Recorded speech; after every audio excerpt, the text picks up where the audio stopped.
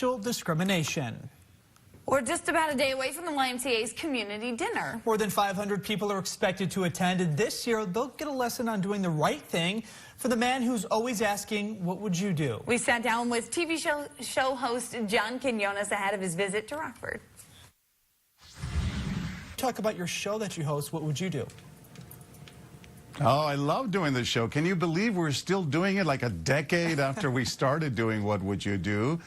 We thought we would run out of ideas 10 years ago, and here we are 500 scenarios later, and 10 years later, we're still doing the show. And I think it's because, the country's pretty divided along issues of race and religion and money and politics. And it just gives us new fodder to do more scenarios for What Would You Do? It'll be back in June on Friday nights on ABC. It really obviously highlights people doing the right thing. Why is that such an important thing for you guys to highlight?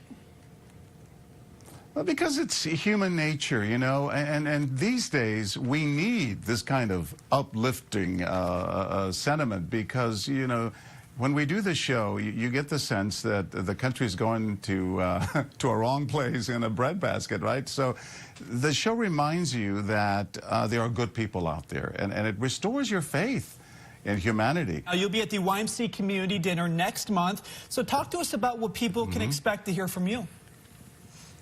Well, the YMCA is all about youth development, healthy living. It's about social responsibility, right? And that's what my show, What Would You Do, is all about. What do you do when you see somebody in trouble? Coming to the rescue, sounding the alarm, speaking up for our fellow man and our fellow woman in times of need. So I'm going to talk a little bit about this show and how really it reflects what the YMCA is all about. I'll also talk about my life growing up in poverty in San Antonio, Texas.